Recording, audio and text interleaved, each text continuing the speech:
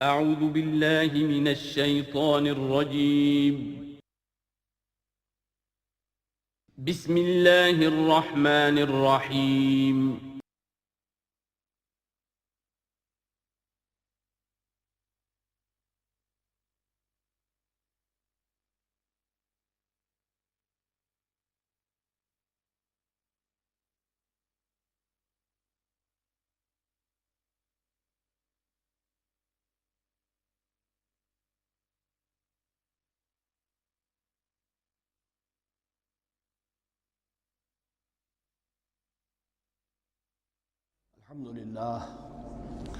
الحمد للہ وکفا والصلاة والسلام علی عباده الذین اصطفى اما بعد فاعوذ باللہ من الشیطان الرجیم بسم اللہ الرحمن الرحیم وَإِذْ قَالَ رَبُّكَ لِلْمَلَائِكَةِ إِنِّي جَاعِلٌ فِي الْأَرْضِ خَلِيفَةً قالوا وتجعل فيها من يفسد فيها ويسفك الدماء ونحن نسبح بحمدك ونقدس لك قال إني أعلم ما لا تعلمون صدق الله العظيم رب اشرح لي صدري ويسر لي أمري واحلل عقدة من لساني يفقهوا قولي۔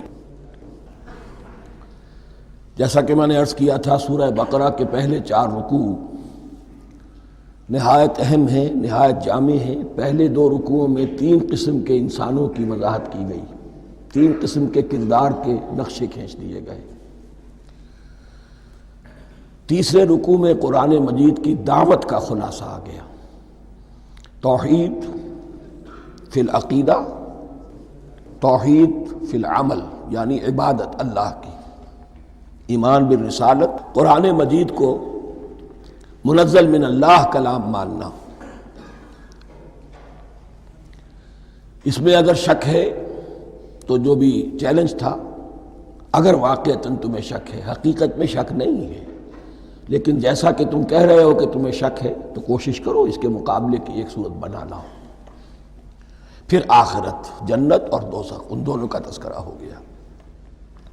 پھر ایک خاص مسئلہ جو قرآن مجید کے اسلوب پر اعتراض کی شکل میں آیا کہ اس میں مچھر جیسی حقیر شے کا بھی تذکرہ ہے، اس کی حکمت بیان کر دی گئی کہ تشبیہ اور تمثیل میں ظاہر بات ہے کہ ممثل لہو اور ممثل بہی میں مناسبت چاہیے۔ جس چیز کے لیے تمثیل بیان کی جا رہی ہے، جس شے سے تمثیل بیان کی جا رہی ہے، ان میں مناسبت ہونی چاہیے، اس میں عظیم یا حقیر کا کوئی سوال نہیں۔ پھر یہ بات کہ جن لوگوں کے دلوں میں زیغ ہے، کجی ہے، وہ اس قرآن سے بھی ان کی ضلالت میں، گمراہی میں اضافہ ہوگا۔ جو لوگ طالب حق ہیں ان کو یہ قرآن مجید ہدایت دے گا۔ اور کن کو اللہ گمراہ کرتا ہے؟ جو سرکش ہے، جو نمبر 1 اللہ سے جو عہد کر کے دنیا میں آئے تھے اس کی خلاف ورزی کر رہے ہیں اور صلہ رحمی کے بجائے قطع رحمی کرتے ہیں۔ اس کے بعد ایک بہت اہم فلسفیانہ بات آ گئی، اور اسی کے ضمن میں میں نے اصل میں یہ ساری بات دہرائی ہے۔ میں نے کہا تھا کہ یہ بات واضح ہوگی آگے جا کر سورہ غافر میں۔ پھر ذہن میں لائیے کہ جب یہ صورت نازل ہوئی ہے، سورہ غافر نازل ہو چکی تھی، لہذا یہاں اجمالی تذکرہ ہے، وہاں تفصیلی تذکرہ ہے۔ اہل جہنم کا قول نقل ہوا ہے، ربنا امتنا اثنتین واحییتنا اثنتین فاعترفنا بذنوبنا فہل الی خروج من سبیل۔ اے اللہ، تو نے 2 مرتبہ ہم پر موت وارد کی، 2 مرتبہ ہمیں زندہ کیا، اب ہم نے اپنے قصور تسلیم کر لیے، تو اب یہاں سے بھی کوئی اور مرحلہ ہے یا نہیں؟ یہاں سے نکلنے کا بھی کوئی راستہ ہے یا نہیں؟ اس سے حقیقت یہ واضح ہوئی، انسان کی تخلیق اول ہوئی عالم ارواح میں، صرف ارواح کی حیثیت سے، اور حدیث میں آتا ہے الارواح جنود مجندہ، لشکروں کی شکل، تمام انسان۔ ان سے عہد لیا گیا الست بربکم قالوا بلا، پھر سلا دیا گیا ارواح کو۔ یہ گویا کہ پہلی موت تھی جو ہم گزار آئے۔ پھر عالم خلق کا مرحلہ آیا۔ عالم خلق میں یہ تناسل کے ذریعے سے رحم مادر میں جب ایک جنین تیار ہوتا ہے تو ایک حدیث ہے، حضرت عبداللہ ابن مسعود سے 4 مہینے کا جب جنین ہو جاتا ہے تو اس کے بعد وہ روح لا کر اس میں پھونک دی جاتی ہے. یہ گویا کہ احیاء اولا ہو گیا، پہلی مرتبہ کا زندہ کیا جانا، پہلی موت کی نیند سے جگا دیا گیا. اے تازہ واردان بساط ہوائے دل، اب ہم اس دنیا میں اس جسد کے ساتھ زندہ ہوئے، اب پھر موت آئے گی، جسد یہی چلا جائے گا جہاں سے آیا تھا، روح جہاں سے آئی تھی وہاں واپس جائے گی. ثم یمیتکم ثم یحییکم ثم الیہ ترجعون، پھر تمہیں اللہ کی طرف لوٹا دیا جائے گا. یہ ہے بہت گہرا نقطہ فلسفہ دین کا. اس کے بعد مضمون شروع ہو رہا ہے خلافت کا، جس کا اجمالی جو ہے تذکرہ تیسرے رکوع کی آخری آیت میں آ گیا. هو الذی خلق لکم ما فی الارض جمیعا، زمین میں جو کچھ ہے اے انسانوں تمہارے لیے پیدا کیا گیا. اسی کے ساتھ جڑتا ہوا مضمون اب خلافت کا آ رہا ہے. وَإِذْ قَالَ رَبُّكَ لِلْمَلَائِكَةِ إِنِّي جَاعِلٌ فِي الْأَرْضِ خَلِيفَةً، اور یاد کرو جب کہ کہا تھا تمہارے رب نے فرشتوں سے میں بنانے والا ہوں زمین میں ایک خلیفہ. اب خلیفہ کی حقیقت کو سمجھیے. خلیفہ کسے کہتے ہیں؟ نائب. عام طور پر لوگوں کو مغالطہ ہوتا ہے کہ خلیفہ جانشین جو ہے وہ تو کسی کے موت کے بعد ہوتا ہے، زندگی میں تو نہیں ہوتا. لیکن یہاں اصل میں ہمارے لیے بہت آسان ہے. انسان کی جو اصل حقیقت ہے اس دنیا میں، اس کو سمجھنے کے لیے یوں سمجھیے کہ ہم آج سے 50 سال پہلے انگریز کے غلام تھے. ہمارا بادشاہ یا ملکہ انگلستان میں تھا یا تھی. دہلی میں وائس رائے ہوتا تھا. وائس رائے کا کام کیا ہے؟ جو حکم آیا ہے ہز میجسٹیز گورنمنٹ کا یا ہر میجسٹیز گورنمنٹ کا جو حکم آیا ہے بلا چون و چرا، بغیر کسی تغیر اور تبدل کے نافذ کرے. ہاں جہاں کوئی حکم وہاں سے نہیں ہے تو یہاں کے حالات میں بہترین اپنی رائے قائم کرے، غور و فکر کرے یہاں کی مصلحتیں کیا ہے.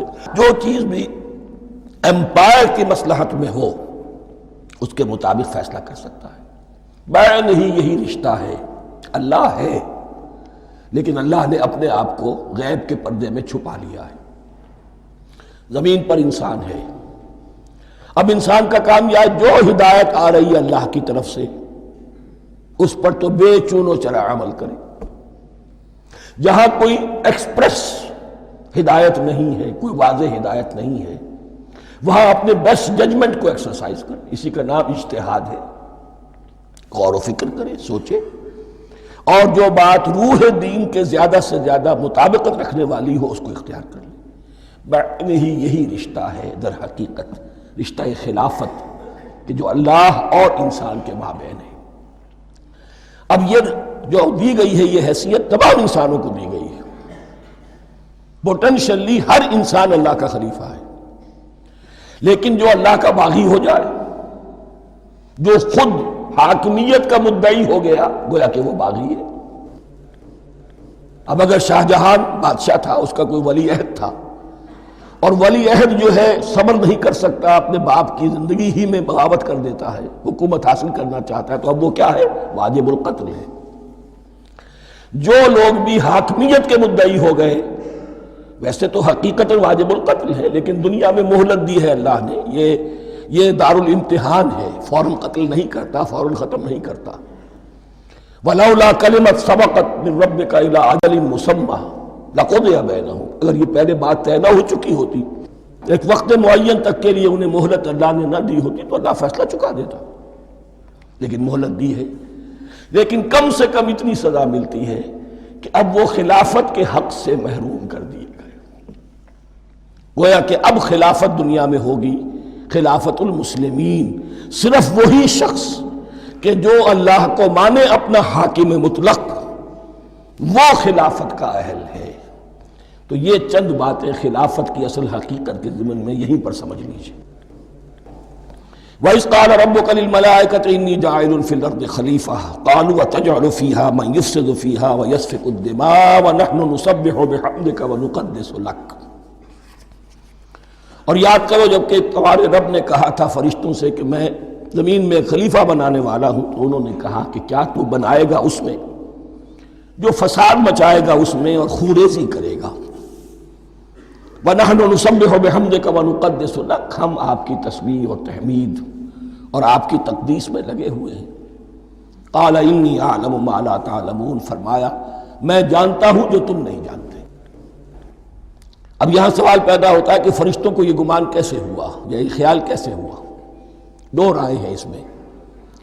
ایک تو یہ کہ انسان کی تخلیق سے پہلے اس دنیا میں جنات تھے، اور انہیں بھی کچھ اللہ نے تھوڑا سا اختیار دیا تھا، اور انہوں نے یہاں فساد مچایا۔ انہی پر قیاس کرتے ہوئے فرشتوں نے سمجھا کہ انسان بھی پھر زمین میں فساد مچائے گا، خوریزی کرے گا۔ ایک دوسری اصولی بات یہ کہی گئی ہے کہ خلافت کا لفظ جب استعمال ہوا تو اس کے معنی ہے کہ کوئی نہ کوئی اختیار بھی ملے گا۔ جنات کے بارے میں خلافت کا لفظ کہیں نہیں آیا، انسان کے بارے میں آ رہا ہے۔ خلیفہ بالکل بے اختیار نہیں ہوتا، جیسا کہ میں نے عرض کیا، جہاں واضح حکم ہے تو اس کی تو تنفیذ، یہاں نہیں ہے وہاں اپنی رائے سے جتنا بھی بہتر سے بہتر سوچ سکتا ہو انسان رائے قائم کرے۔ یہ اختیار جو ہے، ظاہر بات ہے جہاں اختیار ہوگا صحیح استعمال ہونے کا بھی امکان ہے، غلط استعمال ہونے کا بھی امکان ہے۔ اختیار تو بلکہ یہ کہ آپ کا پولیٹیکل سائنس کا تو ایکسیم یہ ہے، authority turns to corrupt and absolute authority corrupts absolutely۔ تو ٹینڈنسی کرپشن کی ہوتی ہے اختیار کے اندر۔ اس بنا پر انہوں نے قیاس کیا کہ اس میں فساد ہوگا، خوریزی ہوگی۔ اللہ تعالیٰ نے فرمایا اپنی حکمتوں سے میں خود واقف ہوں، میں کیوں بنا رہا ہوں یہ میں جانتا ہوں، تم نہیں جانتے۔ وَعَلَّمَ آدَمَ الْأَسْمَاءَ كُلَّهَا، اور اللہ نے سکھا دیے آدم کو تمام کے تمام نام۔ اب اس میں بھی ایک رائے تو یہ ہے، بلکہ اس میں تقریباً اجماع ہے مفسرین کا، کہ اس سے مراد ہے تمام اشیاء کے نام، اور تمام اشیاء کے نام سے مراد ہے ان کی حقیقت کا علم۔ ہیومن نالج جو ہے، اگر آپ اس کا تجزیہ کریں گے تو وہ یہی ہے کہ انسان ایک چیز کو پہچانتا ہے، پھر اس کے لیے ایک نام رکھتا ہے یا کوئی ٹرم اس کے لیے قائم کرتا ہے۔ اس نام یا ٹرم اور اس کے حوالے سے، اصطلاح کے حوالے سے بہت سے حقائق کو اپنے ذہن کے اندر محفوظ کرتا ہے۔ تو گویا کہ ان علمہ آدم الاسماء کلہا، تمام نام سکھا دیے کل مادی کائنات کے اندر جو کچھ وجود میں آنے والا تھا، ان سب کی حقیقت سے پوٹینشلی حضرت آدم کو آگاہ کر دیا۔ یہ پوٹینشل علم ہے، ہیومن نالج، جو ایکوائرڈ نالج ہے، جو انسان کو سم اور بسم اور اپنے اس دماغ کے کمپیوٹر کے ذریعے سے حاصل ہوتا ہے۔ ایک ہے ریویلڈ نالج جو اللہ وحی کے ذریعے سے بھیجتا ہے، ایک ہے ایکوائرڈ نالج، انسان خود علم حاصل کرتا ہے۔ اس نے آنکھوں سے دیکھا، کان سے سنا، نتیجہ نکالا، اور اس کمپیوٹر نے اس کو پروسیس کیا، اس نتیجے کو کہیں میموری کے اندر سٹور کر لیا۔ یہ کمپیوٹر ہے بہت بڑا۔ پھر کچھ اور دیکھا، کچھ اور سنا، کچھ چھو کر معلوم ہوا، کچھ چکھ کر معلوم ہوا، کچھ سونگھ کر معلوم ہوا، کوئی اور نتیجہ نکلا، اسے وہ پاس میموری کے ساتھ اس کو ٹیلی کیا اور نتیجہ نکالا۔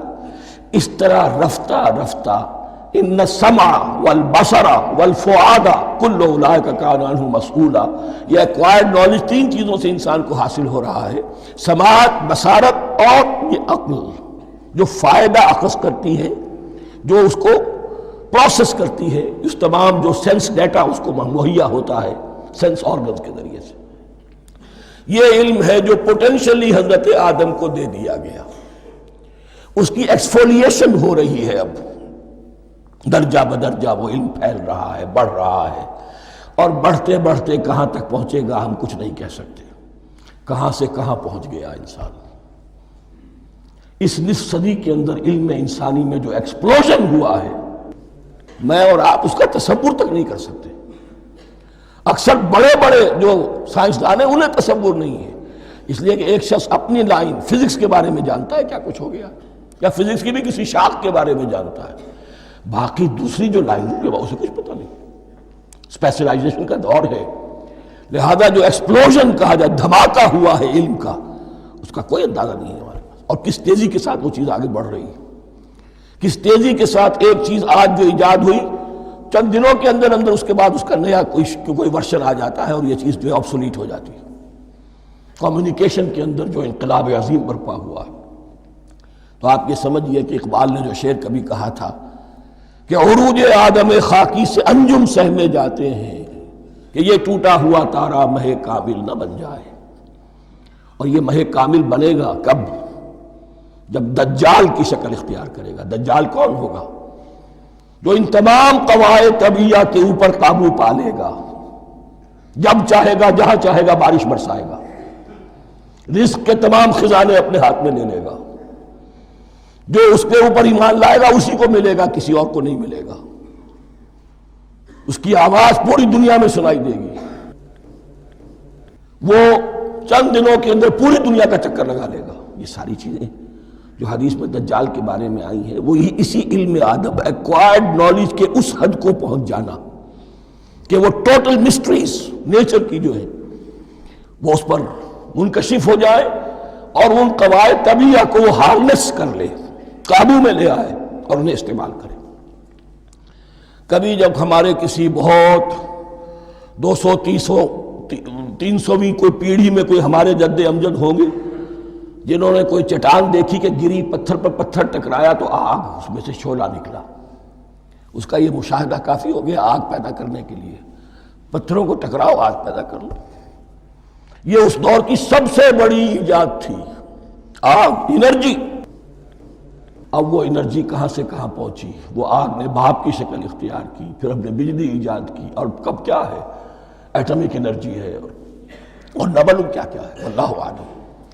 ان تمام چیزوں کا تعلق ہے خلافت ارضی کے ساتھ، لہذا فرشتوں کو جو بتایا گیا وہ یہ ہے کہ آدم کو علم بھی دیا جا رہا ہے، صرف اختیار ہی نہیں دیا جا رہا، علم دیا جا رہا ہے۔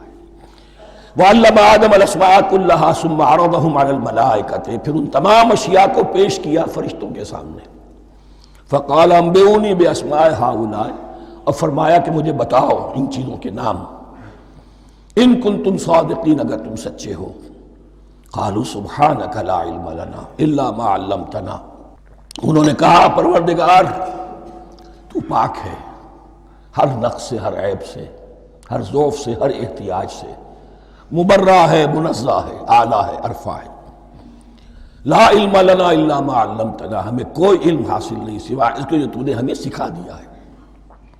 اس کی تعبیر یہی بہتر معلوم ہوتی ہے کہ ملائکہ کی حیثیت در حقیقت اس کائناتی جو حکومت ہے اللہ کی، آفاقی حکومت، اس کے کارندوں کی ہے، یہ اس کے سول سرونٹس ہیں، تو ہر ایک کو صرف اس کے شعبے کے متعلق علم دیا گیا ہے، علم جامع نہیں ہے، تمام چیزوں کا علم یہ معلوم کرنے کی استعداد ان کے پاس نہیں ہے۔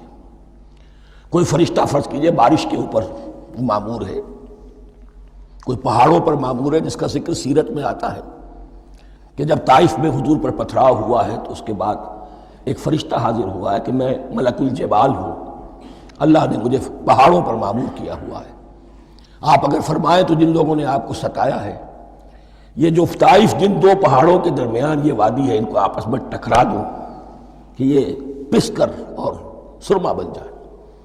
آپ نے فرمایا نہیں، کیا عجب، اللہ تعالیٰ ان کی اگلی نسلوں کو ہدایت دے دے۔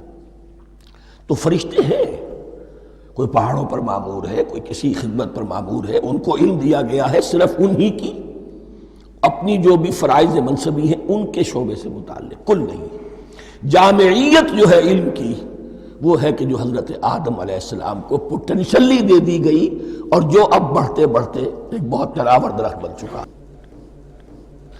سبحانک لا علم لنا الا ما علمتنا انک انت العلیم الحکیم، یقیناً آپ ہی کی ذات ہے جو کل کے کل علم کی حامل ہے اور جس کے اوپر حکمت بھی، جس کی حکمت بھی کامل ہے، باقی تو ہر مخلوق میں سے ہر ایک کا علم ناقص رہے گا۔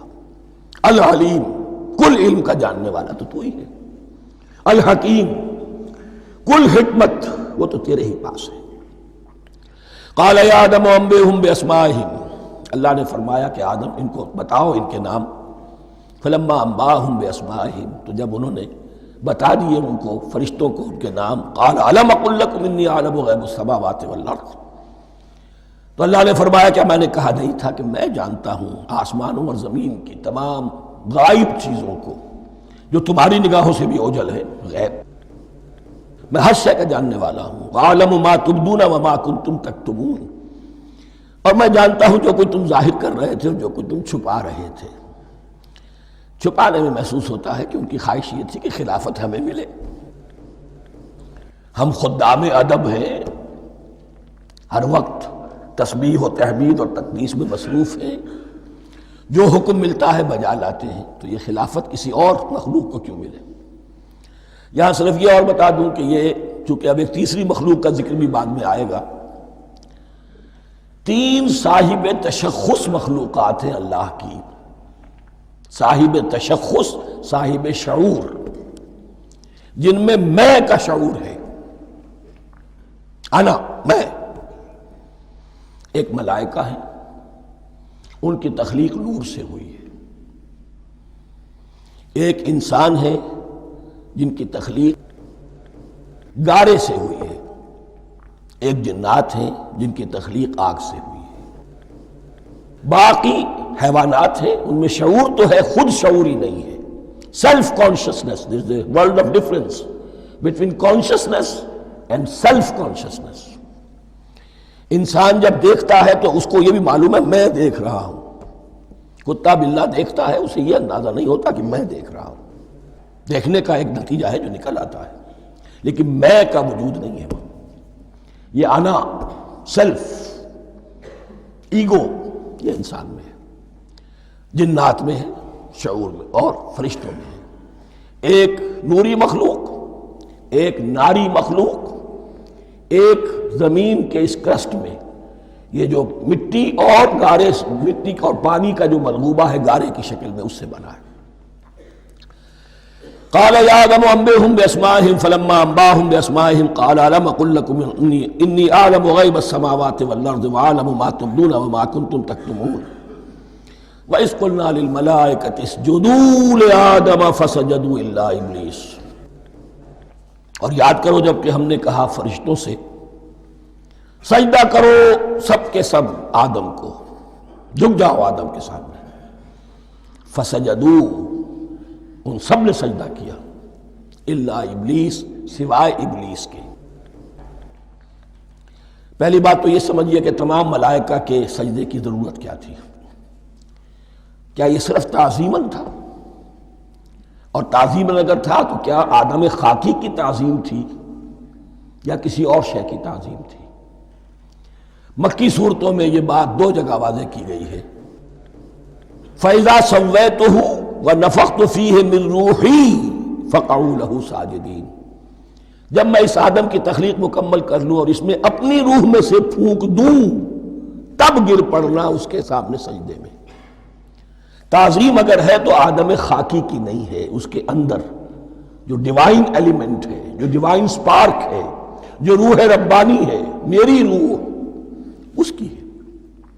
اور نمبر 2، اس کی حکمت کیا ہے، علت کیا ہے، غرض و غایت کیا ہے؟ جیسا کہ میں نے عرض کیا، اس کائنات کی اس حکومت کے کارندے تو وہ ہیں. خلیفہ بنایا جا رہا انسان کو، جب تک یہ ساری سول سروس اس کے تابع نہ ہو خلافت کیسے کرے گا؟ دیکھیے میں جانا چاہتا ہوں، چوری کرنے کے لیے جانا چاہتا ہوں، راستے میں کتنے فیکٹرز ہوں گے، کتنے فزیکل فینومینا ہوں گے. میں چلنا چاہتا ہوں، میں زمین کو دھکیلتا ہوں، زمین مجھے دھکیلتی ہے. زمین مجھے نہ دھکیلے تو میں کیسے چلوں گا؟ یہ پوری کائنات جو ہے، یہ جب ہم کوئی ارادہ کرتے ہیں اور کوئی فیل کرتے ہیں تو اس فیل کے پورے ہونے میں، اس کے ظہور میں نہ معلوم کون کون سے ایلیمنٹس ہیں، کون کون سی فورسز آف دی نیچر ہیں جو ہمارے ساتھ موافقت کرتی ہے تو ہم وہ کام کر سکتے ہیں. اور ان سب پر فرشتے مامور ہیں، ہر ایک کی اپنی ڈومین ہے. اگر وہ تابع نہ ہو تو خلافت کی کوئی معنی نہیں. خلافت دی گئی ہے، یہ ادھر جانا چاہتا ہے جانے دو، یہ نماز کے لیے مسجد میں جانا چاہتا ہے جانے دو، یہ چوری کے لیے نکلا ہے نکلنے دو. اس لیے کہ اس کو جو اختیار دیا گیا ہے، اس کے اختیار کے استعمال میں یہ تمام جو قوتیں ہیں وہ اس کے ساتھ موافقت کرتی ہیں، تب اس کا کوئی ارادہ وہ اچھا ہو یا برا وہ پایہ تکمیل کو پہنچ سکتا ہے۔ یہ گویا کہ سبارڈینیشن اس کے لیے سمبل کہ تمام فرشتوں کو جھکا دیا گیا۔ البتہ اس آیت میں ایک مغالطہ پیدا ہوتا ہے، الا ابلیس، سوائے ابلیس کے۔ مغالطہ یہ پیدا ہوتا ہے کہ شاید وہ بھی فرشتہ تھا، اس لیے کہ حکم تو فرشتوں کو دیا گیا تھا۔ پھر نوٹ کیجئے اس سے پہلے، بہت پہلے سورہ کہف نازل ہو چکی ہے، اور سورہ کہف میں فرما دیا گیا ہے کان من الجن ففسق عن امر ربی، وہ جن تھا پس اس نے سرکشی کی اپنے رب کے حکم سے۔ فرشتے کی شان یہ نہیں ہے، وہ اللہ کے کسی حکم کی سرتابی نہیں کرتا۔ لا یعصون اللہ ما امرہم ویفعلون ما یؤمرون، وہ اللہ کے کسی حکم کی نافرمانی نہیں کرتے اور جو حکم ملتا ہے بجا لاتے ہیں۔ یہ جنات کے اندر اختیار تھا، جیسے اختیار انسانوں کو دیا گیا ہے۔ جنات میں نیک بھی ہیں، بد بھی ہیں، اعلیٰ بھی ہیں، ادنا بھی ہیں، جیسے انسانوں میں۔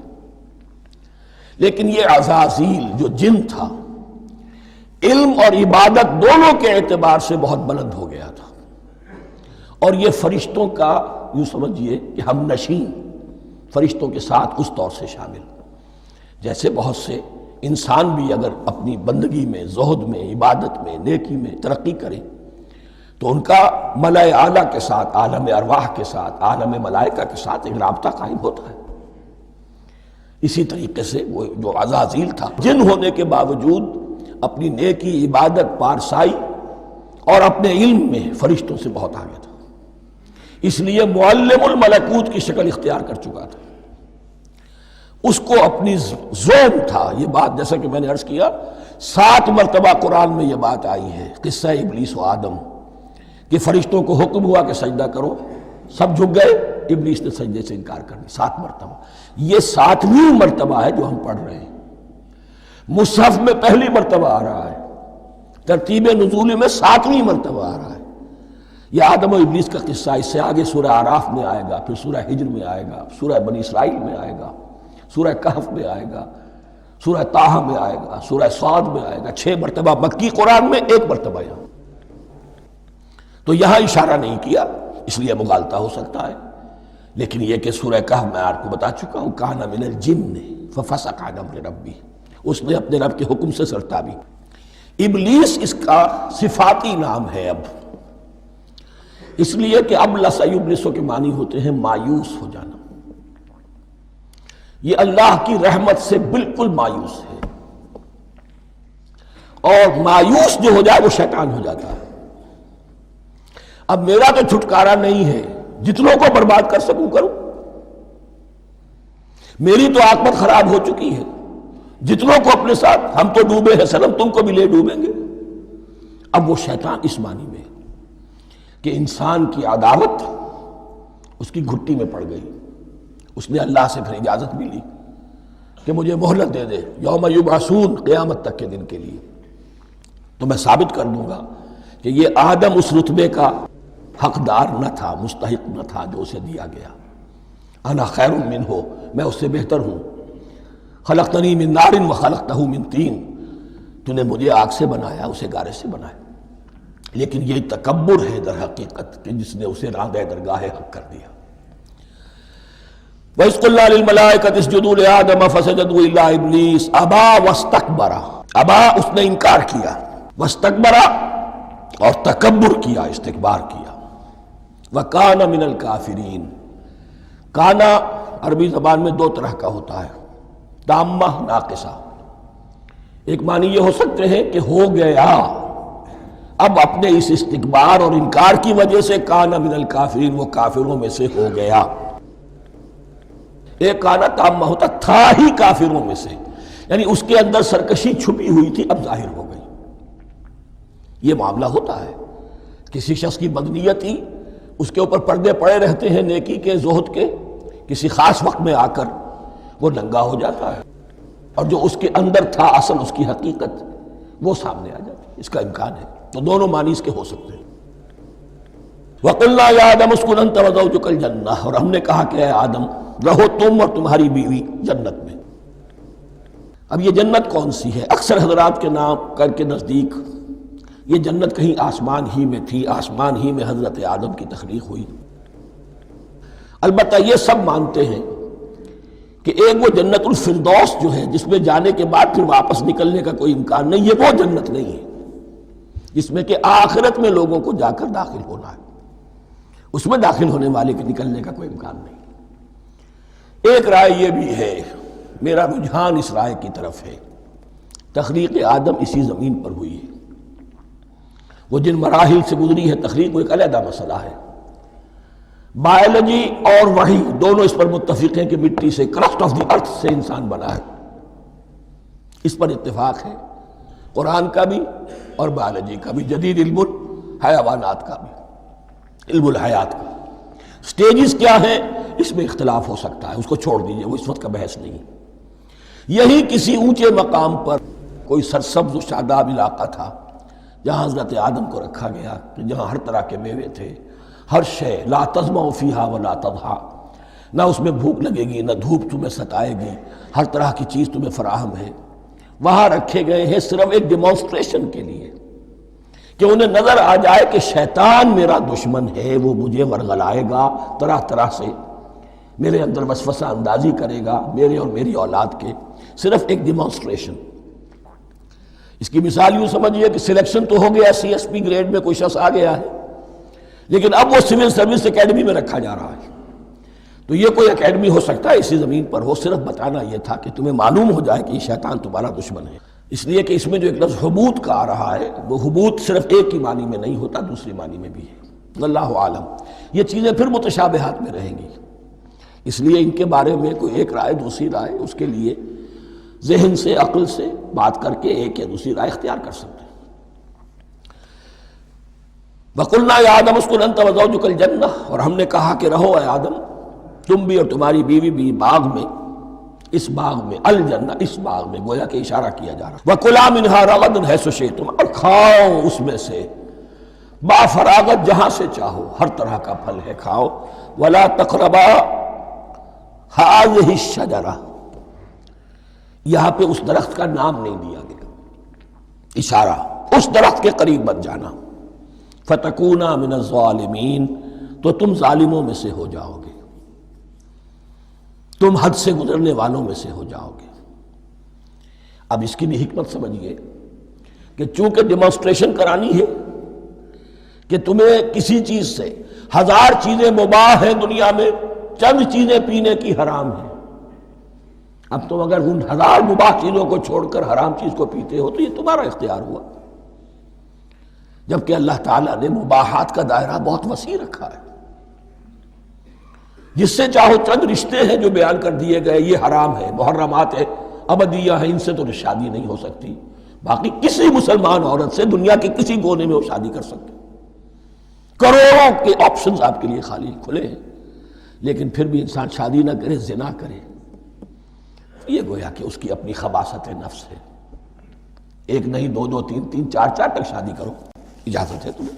تو اس اعتبار سے مباحات، اب یہ پورا باغ تمہارے لیے مباح ہے، بس ایک درخت ہے اس کے پاس نہ جانا، اور درخت کا نام لینے کی کوئی ضرورت نہیں، تو آزمائش تھی نا، صرف ایک آزمائش اور اس کی ڈیمانسٹریشن۔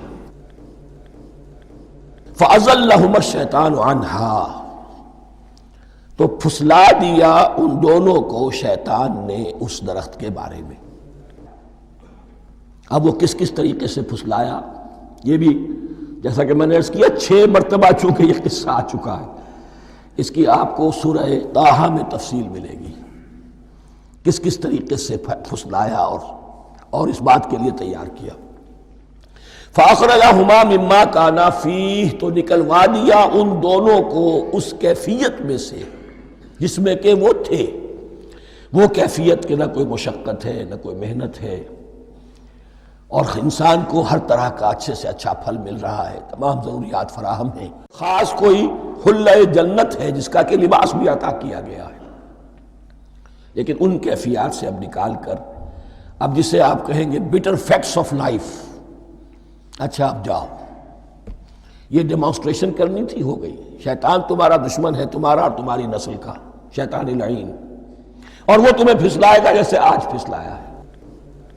تم آگاہ رہنا اس کی شرارتوں سے۔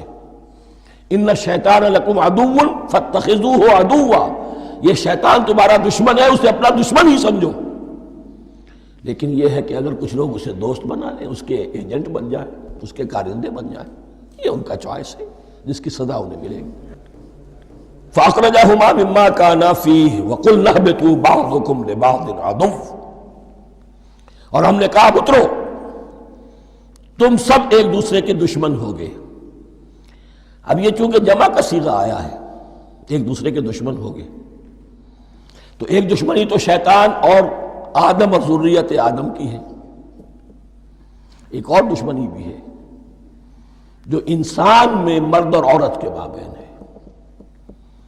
عورت بھی پھسلاتی ہے، غلط راستے پر ڈالتی ہے، مرد عورتوں کو گمراہ کرتے ہیں، عورتیں مردوں کو گمراہ کرتی ہیں۔ قرآن مجید میں کہا گیا یا ایھا الذین آمنوا ان من ازواجکم واولادکم عدوا لکم فاحذروہم، اہل ایمان چوکنے رہو، چوکس رہو، تمہاری بیویوں اور اولاد میں سے تمہارے دشمن ہیں، بچ کر رہو، کیپ الرٹ، کہیں ان کی محبت تمہیں راہ حق سے منحرف نہ کر دے۔ تم ایک اچھا کام کرنا چاہتے ہو، بیوی رکاوٹ بن گئی، بیوی کو اچھا کام کرنا چاہتی، شوہر رکاوٹ بن گیا، تو یہ محبت نہیں ہے، یہ عداوت ہے۔ اس حوالے سے بعضکم لبعض عدو وَلَكُمْ فِي الْأَرْضِ مُسْتَقَرٌّ وَمَتَاعٌ إِلَىٰ حِينٍ، اور تمہارے لیے اب زمین میں مستقر ہے، جائے قیام ہے اور متاع ہے، ضرورت کی چیزیں ہیں ہم نے فراہم کر دی ہیں، إِلَىٰ حِينٍ، لیکن ایک وقت معین تک کے لیے، یہ ابدی نہیں ہے، ایک وقت آئے گا یہ بساط ہم لپیٹ دیں گے۔ یوم نطوی السماء کطی السجل للکتب، جس دن کہ ہم تمام فضاؤں کو اور تمام خلاؤں کو، تمام آسمانوں کو اس طرح لپیٹ لیں گے جیسے کتابوں کا تمار لپیٹ لیا جاتا ہے۔ ایک وقت آئے گا، یہ تخلیق الی اجل مسمى ہے، الی حین ہے۔ فتلقى آدم من ربہ کلمات فتاب علیہ، تو سیکھ لیے، حاصل کر لیے آدم نے اپنے رب سے کچھ کلمات، تو اللہ نے ان کی توبہ قبول کر لی۔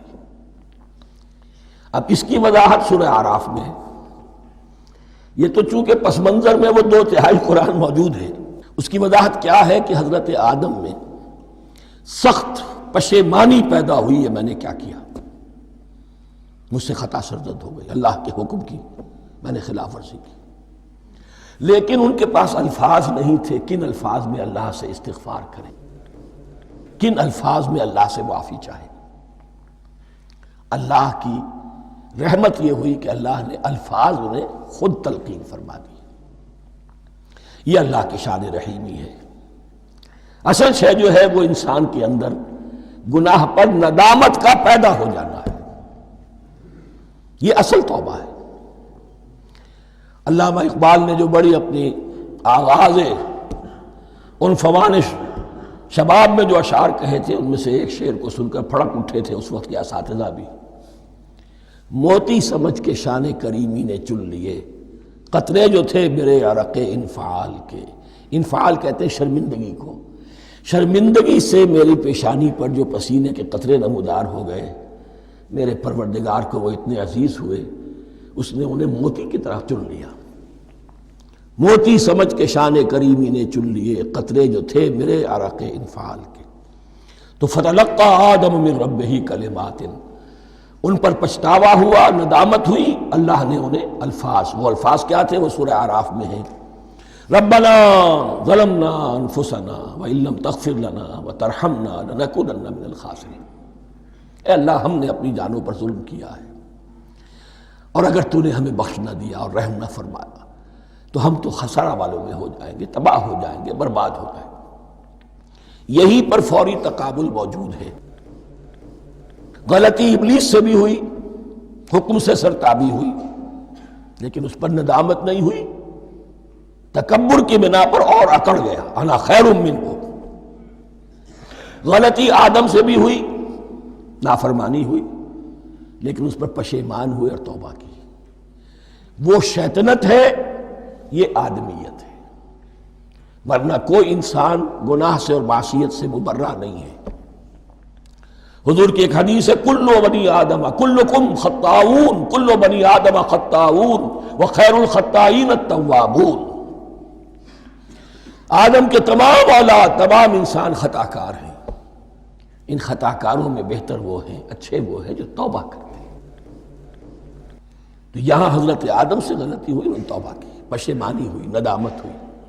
اس نے کی اور اس پر جم گیا، اصرار کیا. فتلقى آدم من ربه کلمات فتاب علیہ انہ هو التواب الرحیم. یقیناً وہی تو ہے بہت توبہ کو قبول فرمانے والا اور بہت رحم فرمانے والا. یہ نوٹ کیجئے گا، توبہ کا لفظ دونوں طرف سے آتا ہے.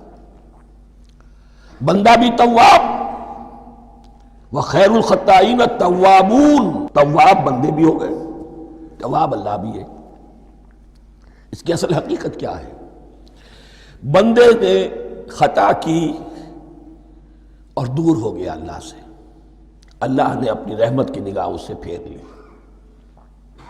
بندے نے توبہ کی، اللہ پھر اپنی رحمت کے ساتھ اس کی طرف متوجہ ہو گیا. توبہ کے معنی پلٹنا.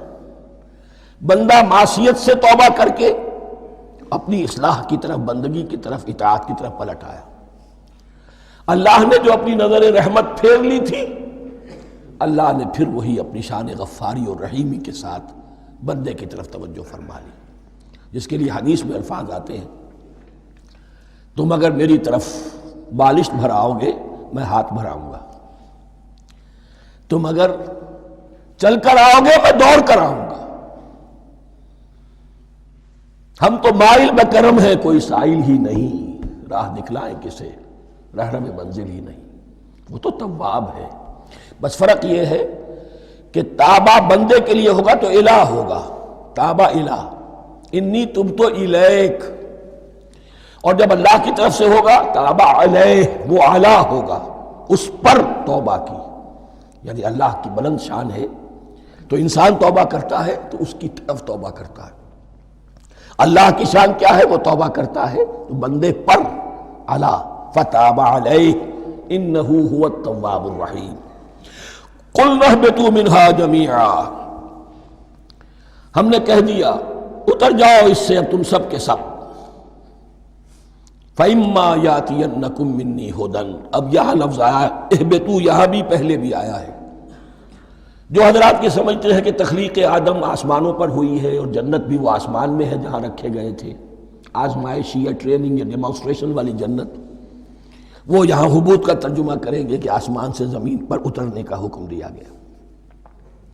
جو لوگ سمجھتے ہیں یہی کسی بلند مقام پر تھے، وہ کہتے ہیں کہ نیچے اترو، کسی بڑی اونچی سطح مرتفع پر اگر کوئی جگہ تھی تو اب نیچے اترو اور جاؤ، اب تمہیں زمین میں ہل چلانا پڑے گا. اب روٹی حاصل کرنے کے لیے یہ جو نعمتوں کے دسترخوان یہاں بچھے ہوئے تھے یہ اب تمہارے لیے نہیں ہے. اس کے لیے اس معنی میں اس لفظ کا استعمال جو ہے وہ آ جائے گا آگے چل کر اسی سورہ بقرہ کے اندر، کہ اس معنی میں بھی سورہ بقرہ کے 7ویں رکوع میں یہ لفظ استعمال ہوا ہے. تو امکان اس کا بھی ہے. بس اس سے آگے ادھر یا ادھر کی زیادہ بحث کرنے کا یہ موقع دورہ ترجمہ قرآن میں نہیں ہے. قُلْ اهْبِطُوا مِنْهَا جَمِيعًا فَإِمَّا يَأْتِيَنَّكُم مِّنِّي هُدًى فَمَن تَبِعَ هُدَايَ فَلَا خَوْفٌ عَلَيْهِمْ وَلَا هُمْ يَحْزَنُونَ. تو جب بھی آئے گی تمہارے پاس میری جانب سے کوئی ہدایت، تو جو کوئی میری ہدایت کی پیروی کرے گا اس کے لیے نہ خوف ہوگا اور نہ وہ حزن سے دوچار ہوگے. یہ ہے علم انسانی کا دوسرا گوشہ، ریویلڈ نالج. اس چوتھے رکوع کی جو حسن ہے اسے دیکھیے. شروع میں ایکوائرڈ نالج کا ذکر ہے جو پوٹینشلی حضرت آدم کی ذات میں رکھ دیا گیا اور جو انسان نے پھر اپنی محنت سے ان السمع والبصر والفؤاد اس کے ذریعے سے آگے بڑھایا. یہ علم ہے چل رہا ہے. آج مغربی اقوام ہم سے بہت آگے ہیں. کبھی ایک زمانے میں مسلمان آگے نکل گئے تھے، لیکن ظاہر بات ہے کہ اس دنیا میں عروج تو انہی کو ہوگا جو ان چیزوں میں سب سے زیادہ جس کی آگہی حاصل ہوگی. البتہ ایک علم وہ ہے جو آسمان سے نازل ہوتا ہے، یہ گیون ہے. ریویلڈ نالج ہے، یہ وحی ہے۔ فَإِمَّا يَأْتِيَنَّكُم مِّنِّي هُدًى، تمہارے مقام خلافت کا تقاضا یہ ہے جو احکام ہمارے آئے، جو ہدایات ہم بھیجیں، ان کو تو پوری طریقے سے اس کی پیروی کرو۔ فَمَن تَبِعَ ہدایا، تو جو کوئی بھی میری ہدایت کی پیروی کرے گا، فَلَا خَوْفٌ عَلَيْهِمْ وَلَا هُمْ يَحْزَنُونَ وَالَّذِينَ كَفَرُوا، اور جو ناشکری کریں گے، کفر کریں گے، انکار کریں گے، وَكَذَّبُوا بِآيَاتِنَا، اور ہماری آیات کو جھٹلائیں گے، فَأُولَٰئِكَ أَصْحَابُ النَّارِ هُمْ فِيهَا خَالِدُونَ، تو وہ جہنمی ہوں گے، آگ والے ہوں گے، اس میں ہمیشہ ہمیشہ رہیں گے۔ یہ ہے گویا کہ چارٹر، اس نوع انسانی کو جو ابدی چارٹر اللہ نے دیا ہے، جبکہ زمین کا چارج دے دیا گیا خلیفہ کی حیثیت سے۔ یہاں یہ 4 رکوع جو ہے سورہ بقرہ کے، جو میں نے عرض کیا تھا، قرآن کی دعوت، قرآن کا بنیادی فلسفہ، اس پر یہ جام ہے، اور یہ مکی صورتوں کے مضامین کا خلاصہ۔ اب یہاں سے شروع ہو رہا ہے 5ویں رکوع سے مسلسل 10 رکوع، مسلسل خطاب ہے بنی اسرائیل سے۔ البتہ ان میں ایک تقسیم ہے، پہلے رکوع میں دعوت ہے۔ دعوت جب ہوتی ہے تو آمادہ کرنا، تشویق، ترغیب، دل جوئی، نرمی، یہ دعوت کے اجزاء لا ينفک ہیں، اس کے بغیر دعوت مؤثر نہیں ہوتی۔ لہذا ان 7 آیات میں یہ یوں سمجھیے کہ ان 10 رکوعوں کے لیے یہ بمنزلہ فاتحہ ہے، جیسے سورہ فاتحہ 7 آیتوں کی، ایسے ہی اس دعوت سابقہ امت مسلمہ کو دعوت دی جا رہی ہے۔ تو کس طرح دی جا رہی ہے؟ یہ کون تھے؟ یہ بھی مسلمان ہی تو تھے نا، کافر تو ہو گئے حضور کا انکار کر کے، ورنہ وہ موسیٰ کے ماننے والے، شریعت ان کے پاس، بڑے بڑے علماء ان میں، علم کا چرچا ان میں، سب کچھ تھا، ان کو دعوت دی جا رہی ہے۔ لیکن میں اس لیے آپ کو چاہتا ہوں، اس کو توجہ دلا رہا ہوں، آج اگر مسلمانوں میں جو غافل ہو گئے، اپنی حقیقت کو بھول گئے، اپنے فرض منصبی سے غافل ہو گئے، دنیا کے اور قوموں کی طرح کی ایک قوم بن کر رہ گئے، اگر کوئی ایک داعی گروہ کھڑا ہو، کوئی جماعت، کوئی فرد، اور اس سے جماعت بنے، تو ظاہر بات ہے سب سے پہلے اسے اسی امت کو دعوت دینی ہوگی، اس لیے کہ دنیا تو اسلام کو پہچانے گی اس امت کے حوالے سے۔ فزیشن ہیل بائی سیلف، پہلے یہ تو ٹھیک ہو، یہ کہیں پر صحیح اسلام کا نمونہ پیش کرے تو دنیا کو دعوت دے سکو گے، آؤ دیکھو یہ ہے اسلام۔ اس لیے ان کو جو دعوت دینے کا اسلوب ہونا چاہیے وہ عکس ہوگا اس اسلوب کا جو ان 7 آیات میں ہمارے سامنے آ رہا ہے۔ یا بنی اسرائیل اذکروا نعمتی التی انعمت علیکم، اے بنی اسرائیل، اسرائیل کو سمجھ لیجئے یہ مرکب لفظ ہے، اسر، اسی سے اسیر بنا ہے، اسیر جو کسی کا قیدی ہوتا ہے، ایل عبرانی میں اللہ کے لیے ہے، اور اسرائیل کا ترجمہ ہے عبداللہ، اللہ کا غلام، اللہ کے ساتھ بندھا ہوا، اس کی اطاعت کے قلاتے کے اندر۔ تو یہ اسرائیل یہ لقب ہے حضرت یعقوب علیہ السلام کا، ان کے 12 بیٹے تھے، 12 بیٹوں سے جو نسل چلی وہ بنی اسرائیل ہے، انہی میں حضرت موسیٰ کی بعثت ہوئی اور تورات انہیں دی گئی، پھر یہ ایک بہت بڑی امت بنے۔ ان پر 4 ادوار آ چکے تھے قرآن مجید کے نزول کے وقت، 2 مرتبہ اللہ کی رحمت کی بارشیں ہوئیں، انہیں عروج نصیب ہوا، 2 مرتبہ ان کو دنیا پرستی، شہوت پرستی، اللہ کے احکام کو پس و پیش ڈال دینے کی سزا میں عذاب کے کوڑے ان پر برسے۔ اس کا ذکر آئے گا سورہ بنی اسرائیل کے پہلے رکوع میں۔ اس وقت جب کہ قرآن نازل ہو رہا ہے، اس وقت وہ اپنے اس زوال کے دور میں تھے۔ حال یہ تھا کہ حضور صلی اللہ علیہ وسلم کی بعثت سے پہلے ہی 2nd ٹیمپل بھی شہید کیا جا چکا تھا، گرایا جا چکا تھا۔ حضرت سلیمان نے جو بنایا تھا ہیکل سلیمانی، جس کو یہ 1st ٹیمپل کہتے ہیں، اسے نیبوکدنضر نے گرا دیا تھا حضرت مسیح سے بھی کئی سو سال پہلے۔ لیکن اس کے بعد پھر یہ رومنز نے سن 70 عیسوی میں حضور کی ولادت سے 500 برس پہلے ان کا یہ یروشلم تباہ و برباد ہوا، اس میں لوگوں کو قتل کیا گیا، قتل عام ہوا، اور سیکنڈ ٹیمپل جو ہے وہ بھی گرا دیا گیا، جو اب تک گرا پڑا ہوا ہے۔ صرف ایک ویلنگ وال ہے جس کے پاس جا کر یہودی جو ہے ماتم کر لیتے ہیں، روتے ہیں، اور اب وہ بنانے پر تلے ہوئے ہیں اپنا تھرڈ ٹیمپل، اس کے نقشے بن چکے ہیں، بلو پرنٹ بن چکے ہیں۔ لیکن بہرحال جس وقت قرآن نازل ہو رہا تھا یہ بہت ہی پستی میں تھے۔ اس کے بارے میں فرمایا، اے بنی اسرائیل ذرا یاد کرو میرے اس انعام کو جو تم پر ہوا۔ وہ انعام کیا ہے؟ میں نے تمہیں اپنی کتاب دی، نبوت سے سرفراز فرمایا، اپنی شریعت تمہیں عطا فرمائی، تمہیں داؤد، تمہارے اندر داؤد اور سلیمان جیسے بادشاہ اٹھائے جو بادشاہ بھی تھے، نبی بھی تھے۔ وَأَوْفُوا بِعَهْدِي، اور میرے وعدے کو پورا کرو تاکہ میں بھی اپنے وعدے کو پورا کروں۔ یہ وعدہ ہے جو کتاب استثناء جو ہے اولڈ ٹیسٹمنٹ کی، ڈیوٹرانومی، اس کے 18ویں باب کی آیت نمبر 18 اور 19 میں ہے۔ حضرت موسیٰ سے خطاب کر کے اس میں اللہ نے یہ الفاظ فرمائے، میں ان کے بھائیوں میں سے تیرے مانند ایک نبی برپا کروں گا اور اس کے منہ میں اپنا کلام ڈالوں گا، اور وہ وہی کچھ بتائے گا جو میں اس سے کہوں گا۔ یہ گویا کہ حضرت موسیٰ علیہ السلام کی امت کو بتایا جا رہا تھا کہ نبی آخر الزماں آئیں گے اور تمہیں انہیں قبول کرنا ہے۔ قرآن مجید میں اس کا بڑا تفصیلی ذکر سورہ اعراف میں آئے گا انشاءاللہ، لیکن یہاں فرمایا اوفوا بعہدی اوف بعہدکم، تم میرا عہد پیرا پورا کرو، میرے اس نبی کو تسلیم کرو، اس پر ایمان لاؤ، اس پر کی صدا پر لبیک کہو، تو میں تمہیں میرے انعام و اکرام اور بڑھتے چلے جائیں گے۔ وَإِيَّايَ فَارْهَبُونَ، اور صرف مجھ سے ڈرو۔ وَآمِنُوا بِمَا أَنزَلْتُ مُصَدِّقًا لِمَا مَعَكُمْ، اور ایمان لاؤ اس پر جو میں نے نازل کیا ہے، جو تمہارے پاس جو تورات ہے اس کی تصدیق کرتے ہوئے آیا ہے۔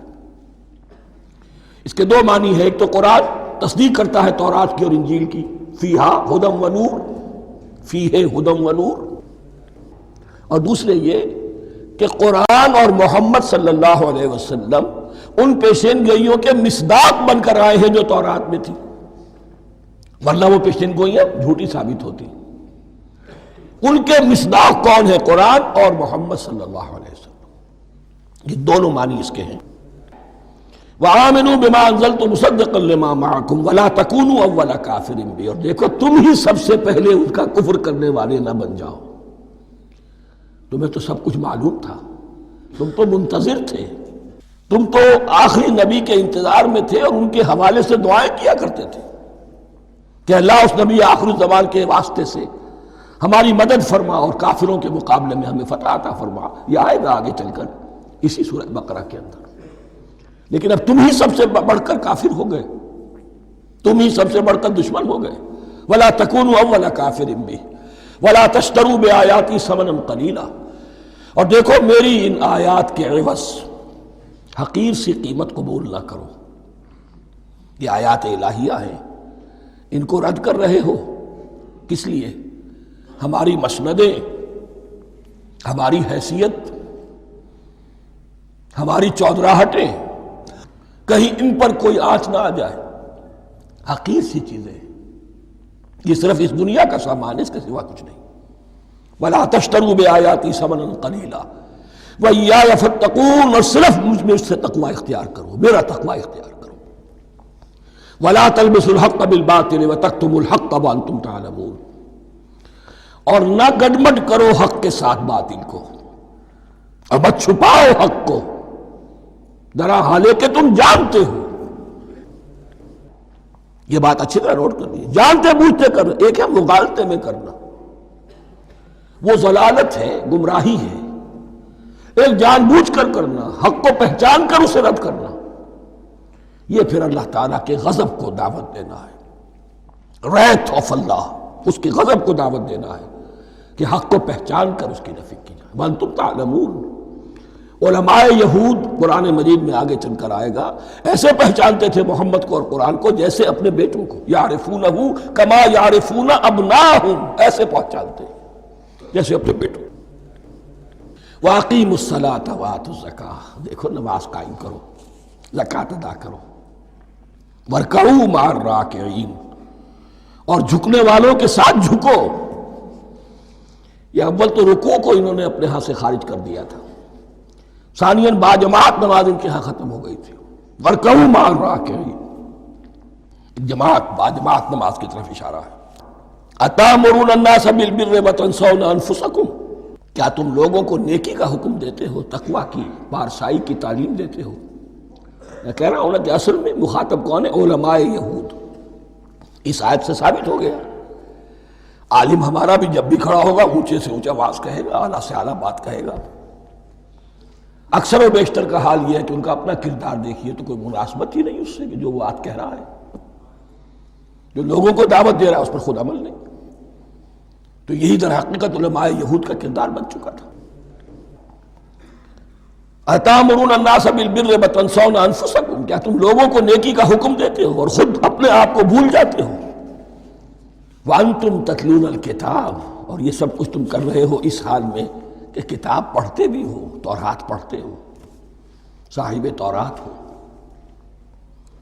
ہمارے بھی بہت سے علماء کا، علماء سو جنہیں ہم کہتے ہیں، حال یہ ہو چکا ہے، خود بدلتے نہیں قرآن کو بدل دیتے ہیں، ہوئے کس درجہ فقیہان حرم بے توفیق۔